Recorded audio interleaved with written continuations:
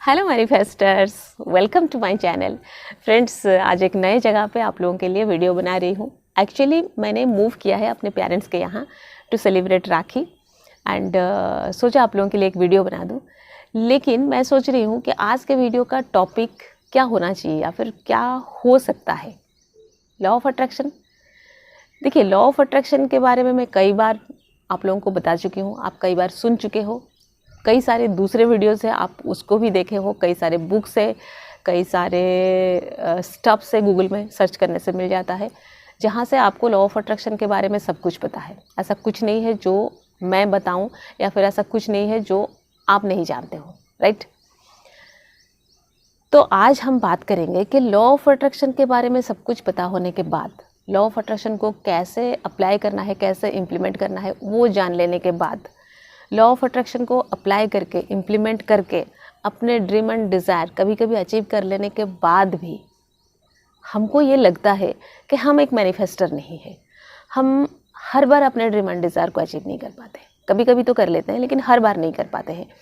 And जब हम consciously, जब हम इंटेंशनली चाहते हैं कि ये हमें मिल जाए, तब तो लॉ ऑफ अट्रैक्शन बिल्कुल काम नहीं करता, राइट। ये आप सबका एक्सपीरियंस होगा।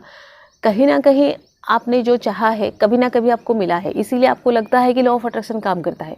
लेकिन दूसरी तरफ आप जब चाहते हो कि लॉ ऑफ अट्रैक्शन काम करे, मैं जो चाहूँ उसको अट्रैक्ट कर लूँ, उसको अचीव कर लूँ, तब ये नहीं हो पाता है। तो ऐसा क्यों होता है? क्यों लॉ ऑफ अट्रैक्शन हमारे लिए हर बार काम नहीं करता? हम कहाँ पर वो मिस्टेक होता है, आज हम इस बारे में बात करने वाले हैं। ये रहेगा पहला टॉपिक। दूसरा टॉपिक बहुत ही ज़्यादा इंटरेस्टिंग है।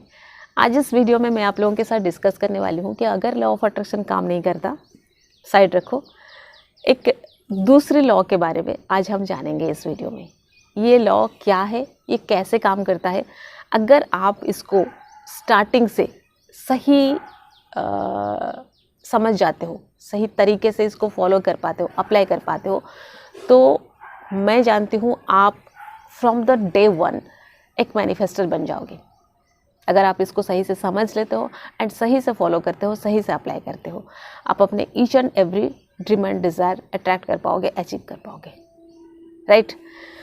तो आज इस वीडियो में हम यही दो चीज़ के बारे में बात करने वाले हैं कि लॉ ऑफ अट्रैक्शन हमारे लिए क्यों नहीं काम नहीं करता। ये जानना इसलिए ज़रूरी है क्योंकि हमने एक लॉ हम यूज़ करते थे या अप्लाई करते थे, वो हमारे लिए काम नहीं किया। हम इसको छोड़ के दूसरे लॉ के पास भाग जाएंगे तो ये सही नहीं हुआ। शायद हम यहाँ पर भी फेलियर हो सकते हैं। इसलिए हमको पहले ये समझना होगा कि यहाँ पे क्या गलती हुआ, क्या मिस्टेक हमने किया कि लॉ ऑफ अट्रैक्शन के हिसाब से हम जो चाहते हैं उसको हम अट्रैक्ट नहीं कर पाते हैं, अचीव नहीं कर पाते हैं। जब यहाँ की मिस्टेक हमको समझ आ जाएगी तो यहाँ पर हम वो वाला मिस्टेक नहीं करेंगे, ठीक है।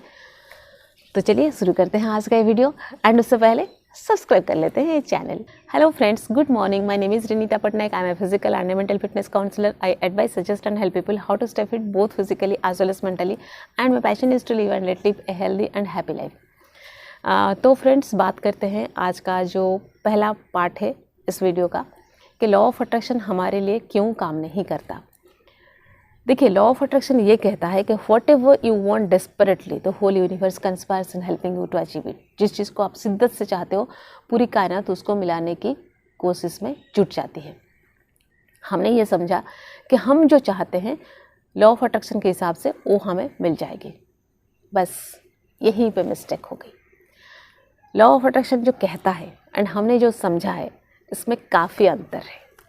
वो सिमिलर लगता है लेकिन सेम नहीं है, ठीक है। लॉ ऑफ अट्रैक्शन ये कहता है कि आप कोई भी चीज़ को शिद्दत से चाहते हो तो पूरी कायनात उसको आपसे मिलाने की कोशिश में जुट जाती है। हमको लगता है हम जो भी चाहते हैं यूनिवर्स हमें वो दिला देता है। एंड जब शिद्दत से चाहने की बात की गई, हमको लगा कि हमको 55x5 करे, 33x3 करे, वाटर टेक्निक करे, विजुअलाइजेशन करे। ऐसे अगर हम कुछ करते हैं तो ये हो गया शिद्दत से चाहना। Are you getting my point?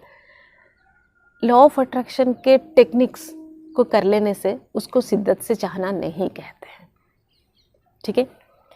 तो चलिए, यहाँ पे तो हमने मिस्टेक कर लिया, मतलब एकदम स्टार्टिंग में ही वो गलती हो गई कि लॉ ऑफ अट्रैक्शन कुछ कहता है, हमने कुछ समझ लिया। अब वही हमारे दिमाग में बैठा हुआ है कि लॉ ऑफ अट्रैक्शन अगर मैं फॉलो करूँ तो मैं जो चाहूँ वो मुझे मिल जाएगा। अगर शिद्दत से चाहने की बात है तो मैं सारे टेक्निक्स कर लूँगा, एंड सारे टेक्निक्स में बड़ी सिस्टमेटिकली, बड़ी सिंसियरली मैं करूँगा या करूँगी तो मुझे मिल जाएगा। लेकिन नहीं होता है। अब इसको साइड रखते हैं। अब बात करते हैं दूसरे लॉ के बारे में। अब आप ध्यान से सुनिए, ये दूसरा लॉ क्या है, ये कैसे काम करता है, एंड हम इसको कैसे अप्लाई कर सकते हैं, कैसे इम्प्लीमेंट कर सकते हैं। लेकिन आपको इसको सिंसियरली सुनना है, ध्यान से सुनना है, एंड इसका सही मतलब समझना है। बिल्कुल उसको उसकी तरह मत समझिए। कुछ लॉ ऑफ अट्रैक्शन कहता है, आप कुछ समझ लेंगे, फिर वो पर वहीं पर गड़बड़ हो गया। यहाँ पर वो चीज़ नहीं होना चाहिए। तो मैं आज जिस चीज़ के बारे में बात करने वाली हूँ, जिस लॉ के बारे में बात करने वाली हूँ, that is law of vibration. ठीक है, आप ये सुने भी होंगे, लॉ ऑफ अट्रैक्शन में भी वाइब्रेशन की बात की जाती है, लेकिन हम वाइब्रेशन की तरफ हमारा फोकस नहीं जाता है। हमारा फोकस पूरा है टेक्निक्स के ऊपर। हम ढूंढते हैं और क्या टेक्निक हो सकता है, और क्या नया हो सकता है, और कौन क्या नया बता सकता है, तो मैं उसे फॉलो करूँ, उसे अप्लाई करूँ, इसे इम्प्लीमेंट करूँ। मैं अपने नेक्स्ट वीडियो में एक सक्सेस स्टोरी सुनाने वाली हूँ, एंड मैं उसको अच्छे से एनालाइज करके आप लोगों को एक्सप्लेन करने वाली हूँ कि वो कैसे काम किया। वो नेक्स्ट वीडियो में बात करेंगे। तो ये जो लॉ है, लॉ ऑफ वाइब्रेशन, आप इस धरती पे, इस दुनिया में जो सारे चीज़ देखते हो, हर एक चीज़ एक अपने लेवल पे वाइब्रेट करती है। हर एक चीज़ का एक फ्रीक्वेंसी होता है। ठीक है, हर एक चीज़ एक दूसरे से कनेक्टेड है, क्योंकि हर एक चीज़ एनर्जी है, हर एक एनर्जी के एक फ्रीक्वेंसी है। ये सारा कुछ इन डिटेल मैं अपने क्लास में बताती हूँ, अपने क्लास में मैं एक्सप्लेन करती हूँ, एंड वहाँ पे चीज़ें धीरे धीरे स्टेप बाय स्टेप, जो 30 डेज़ के क्लास में स्टेप बाय स्टेप वो क्लियर होती है। तो यहाँ पे एक वीडियो में मैं आप लोगों को वो समझाने की कोशिश कर रही हूँ कि वो है क्या। तो आपकी जो वाइब्रेशन है वो मैटर करता है। आप लॉ ऑफ अट्रैक्शन कुछ नहीं जानते हो, या फिर अगर जानते हो तो उसे भूल जाओ। अब लॉ ऑफ वाइब्रेशन को समझने की कोशिश करो, अपनी वाइब्रेशन को मेंटेन करने की कोशिश करो, सब कुछ फिर हो जाएगा।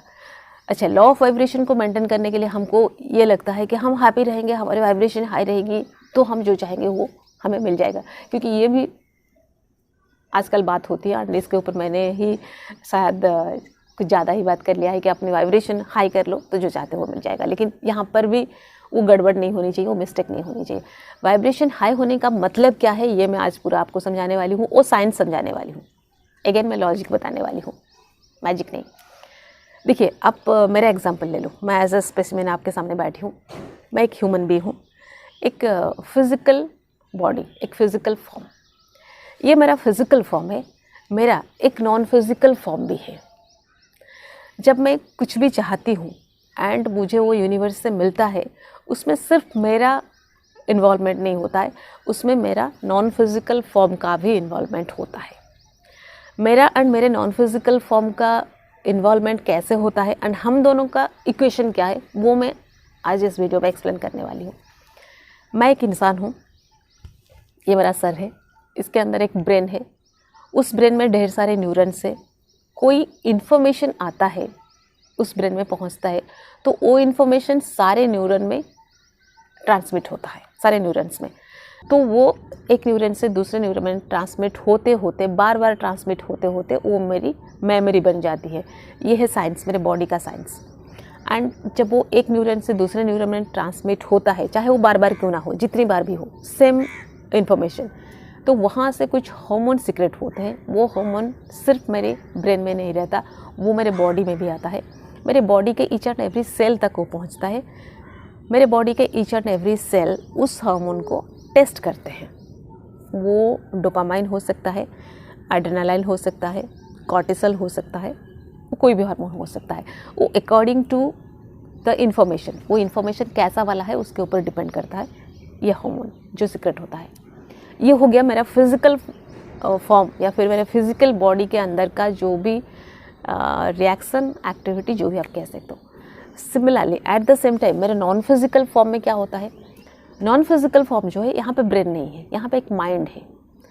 यहाँ पे इसको इन्फॉर्मेशन नहीं मिलता, यहाँ पे वो थॉट क्रिएट करता है, वो खुद क्रिएट करता है थॉट। वो जो थॉट क्रिएट करता है वो है मेरे ब्रेन के लिए इन्फॉर्मेशन। मैंने कोई भी बात सोचा, मान लो मैंने सवेरे मैं उठी एंड मैंने सोचा कि मुझे ब्रश करनी चाहिए, तो ये माइंड में ये थॉट आया, ये थॉट क्रिएट हुआ, मेरे ब्रेन को ये इन्फॉर्मेशन आया कि ब्रश करनी है, ठीक है। ये एक न्यूरन से दूसरे न्यूरन करके सारे न्यूरन में ट्रांसमिट हो गई। एवरी डे जब यही इन्फॉर्मेशन मेरे ब्रेन में आता है एंड एवरी डे यही से मैसेज ट्रांसमिट होता है, तो ये बार बार होते होते होते होते मेरे लिए एक मेमोरी बन चुका है। मैं अगर रात के 3 बजे उठूँ, मुझे कहीं जाना है, तो आंखें बंद करके जाके मैं ब्रश ही करूँगी, राइट। ये मेमोरी बन गया। तो ये जो थॉट क्रिएट हुआ माइंड में, ये थॉट क्रिएट हुआ, तुरंत आया वो फिज़िकल, मतलब नॉन फिज़िकल में जो होता है तुरंत इसका जो रिफ्लेक्शन यहाँ पर भी होता है। मतलब आप फिज़िकल फॉर्म को ले लो, इसका जो एक जीरोक्स कॉपी निकालोगे या फिर एक एक्सरे निकालोगे, यहाँ पर वो सब कुछ होता है एंड यहाँ पे होने के बाद यहाँ आता है कुछ कुछ, यहाँ पे होने के बाद फिर वो नॉन फिज़िकल में भी जाता है।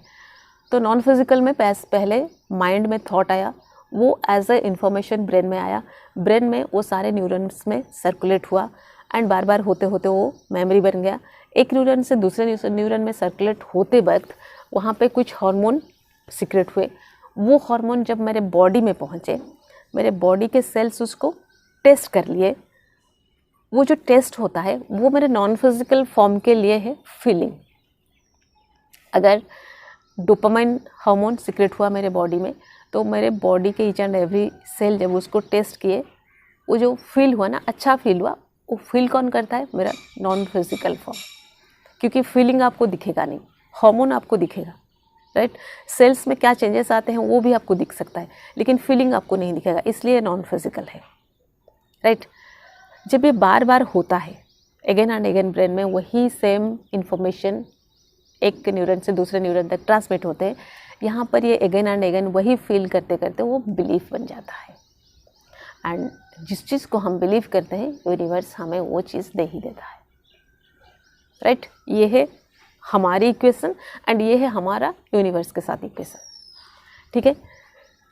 यहाँ पे हम क्या कर सकते हैं, या फिर यहाँ पे एक्चुअली होता है क्या है, जब हम इसको समझेंगे, हम इसको अपने हिसाब से यूज़ कर पाएंगे, जो हमें चाहता है अकॉर्डिंगली हम इसको अप्लाई कर पाएंगे, इम्प्लीमेंट कर पाएंगे। हमारे बॉडी को जब कोई हार्मोन मिलता है, बॉडी जब उसको टेस्ट करता है, 1 बार कर लिया, 2 बार वही सेम हार्मोन टेस्ट किया, 3 बार किया, ये बॉडी का एडिक्शन बन जाता है। मतलब ईच एंड एवरी सेल का एडिक्शन बन जाता है कि वही सेम हार्मोन चाहिए। ये एडिक्शन ही बिलीफ है। जो इसका एडिक्शन बन गया नॉन फिजिकल फॉर्म में, वो बिलीफ बन गया। बॉडी को जब कोई चीज़ का एडिक्शन लग जाता है ना, तो फिर बॉडी डिमांड करने लगता है कि मुझे वही वाली हार्मोन चाहिए। उस वक्त ब्रेन या माइंड कुछ नहीं कर सकते, वो उसके गुलाम बन जाते हैं। जो बॉडी चाहता है, बॉडी का जो डिमांड है, माइंड वही वाली थॉट क्रिएट करने के लिए बाउंड है, ब्रेन को वही वाली इंफॉर्मेशन देने के लिए बाउंड है। क्योंकि ब्रेन वही वाली हार्मोन सीक्रेट करेगा, तो बॉडी को वही वाली हार्मोन मिलेगी, ठीक है। तो आज तक हमने क्या किया है, वन टाइप ऑफ लाइफ हम जी रहे हैं, एक हमारा लाइफस्टाइल है, उसी हिसाब से हमारा बॉडी एडिक्टेड हो चुका है। क्या एडिक्टेड हो चुका है? हमारे पास पैसे नहीं है, हमारे रिलेशन्स अच्छे नहीं है, हमारे लाइफ में बहुत सारे दुख है, हम तो सक्सेस नहीं हो पाते हैं। ये जो हम सोच रहे हैं, यहाँ पे थॉट क्रिएट हुआ, वही इन्फॉर्मेशन आया कि मैं सक्सेसफुल नहीं हूँ, वो वाली हार्मोन क्रिएट हुई। या फिर मेरा बहुत सारा दुख है, बहुत सारा प्रॉब्लम है, वो वाली हार्मोन क्रिएट हुई। वो कॉर्टिसोल हमारे बॉडी के ईच एंड एवरी सेल को मिला। सेल ने उसको 1 बार टेस्ट किया, 2 बार किया, 3 बार किया, 4th टाइम ये उसका एडिक्शन बन गया, उसको कॉर्टिसोल ही चाहिए, ठीक है। तो माइंड वही वाली थॉट क्रिएट करती है। अब हम क्या करेंगे, यहाँ पे हम बॉडी पे ही काम करेंगे। हम अपने बॉडी को दूसरा एडिक्शन लगवा देंगे, एक हैप्पी हार्मोन का एडिक्शन इसको दे देंगे। जब आप स्टार्टिंग में इसको हैप्पी हार्मोन दोगे, तो बॉडी डिनाई करेगा, नहीं मुझे अपना वही वाला हार्मोन चाहिए, क्योंकि उसका एडिक्शन है ना। आप उसको दूध पिलाओगे तो वो बोलेगा नहीं मुझे शराब चाहिए, राइट। तो हमको क्या करना है, ज़बरदस्ती उसको दूध पिलानी है। इसका जो गलत आदत है, जो गलत एडिक्शन इसको लग गया है, उसको छुड़वाना है। हम क्या करेंगे, again and again and again इसको हैप्पी हार्मोन्स देते जाएंगे, देते जाएंगे, देते जाएंगे। कुछ समय बाद, ये 4 वीक्स का टाइम लेता है, 4 वीक्स के बाद बॉडी को एडिक्शन लग जाएगी हैप्पी हार्मोन्स का।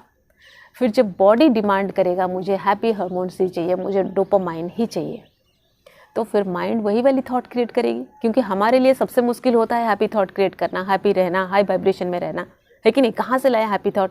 अगर हैप्पी फील कर भी रहे हैं तो कुछ ना कुछ प्रॉब्लम आ जाती है। ये मैंने अपने क्लास में भी देखा है। जो स्टूडेंट्स मेरे करते हैं 4 दिन 5 दिन 6 दिन 7 दिन तक पॉजिटिव रहने के बाद वो बोलते हैं कि मैम कल घर में ऐसा हो गया कि इतना सब कुछ उलट पुलट हो गया, इतना सब कुछ चलने लगा, मैं फिर टेंशन में आ गया, मैं फिर डिप्रेस हो गया, मैं फिर एंग्जाइटी में चला गया। ये सब होता है क्यों? क्योंकि बॉडी मांगता है, नहीं ये मुझे नहीं चाहिए, बिल्कुल नहीं चाहिए, मुझे वही वाला हार्मोन चाहिए। एंड बॉडी का ये मैसेज जब ब्रेन तक पहुंचता है एंड माइंड को पता चलता है, माइंड फिर वही सेम थॉट क्रिएट करता है। एंड वो सेम थॉट क्रिएट करने के लिए ना वो इन्वायरमेंट को पूरा चेंज कर लेता है।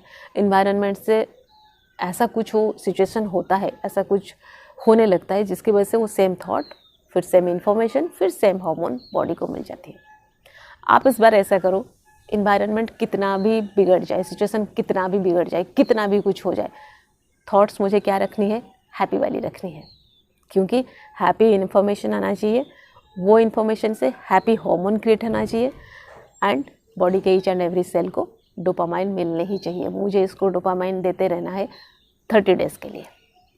30 डेज़ के लिए पूरे दिन हम कैसे वो थॉट्स क्रिएट करेंगे, वो हमारी रिस्पॉन्सिबिलिटी है। यहाँ पे हमको काम करनी पड़ेगी, यहाँ पे आपको वर्क करना पड़ेगा, मेहनत करना पड़ेगा। बिना मेहनत के नहीं होता है।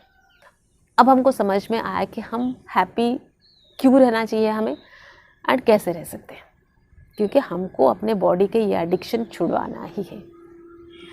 तो मैं अपनी क्लास में 30 डेज़ आप हैप्पी कैसे रह सकते हो एंड 24 आवर्स हैप्पी कैसे रह सकते हो उसका प्रैक्टिस करवाती हूँ। अगर आप मेरा क्लास ज्वाइन करना चाहते हो, मुझे इंस्टा पे एक मैसेज ड्रॉप करो, फिर आपको नेक्स्ट क्लास की डिटेल मिल जाएगी, टाइमिंग वगैरह एट्सेट्रा एट्सेट्रा। एंड उसमें आपको मैं हेल्प करने वाली हूँ कि आप कंटिन्यूसली 30 डेज़ यानी कि 4 वीक्स प्लस हो जाता है, आप हैप्पी रह लो। आप जब इतने समय हैप्पी रह लेते हो या फिर कुछ प्रॉब्लम हुआ तो आप फिर डिस्कस करते हो एंड उसका तुरंत सोल्यूशन निकल आता है, तुरंत वहाँ से आपको शिफ्ट करवा दिया जाता है एक पॉजिटिव मोड में, पॉजिटिव वाइब्रेशन में, हाई वाइब्रेशन में। तो आप जो 30 डेज़ हैप्पी रहने का वो प्रैक्टिस पूरा कर लेते हो, फिर आपकी बॉडी की वो आदत बन जाती है। उसके बाद अगर कुछ नेगेटिव हुआ भी, सिचुएशन कुछ उल्टा पुल्टा हुआ भी, कुछ प्रॉब्लम आया भी, आपकी बॉडी कहता है नहीं ये वाली थॉट नहीं, मुझे तो हैप्पी थॉट चाहिए, मुझे तो हैप्पी हार्मोन चाहिए। फिर आपके लिए आसान हो जाता है हैप्पी रहना, हाई वाइब्रेशन में रहना। एंड जैसे आप लोग जानते हो, आप जब हैप्पी वाइब्रेशन में रहते हो, हाई वाइब्रेशन में रहते हो, आप वही हाई वाइब्रेशन वाली सारी चीज़ को अपनी तरफ अट्रैक्ट करते हो। Very easy.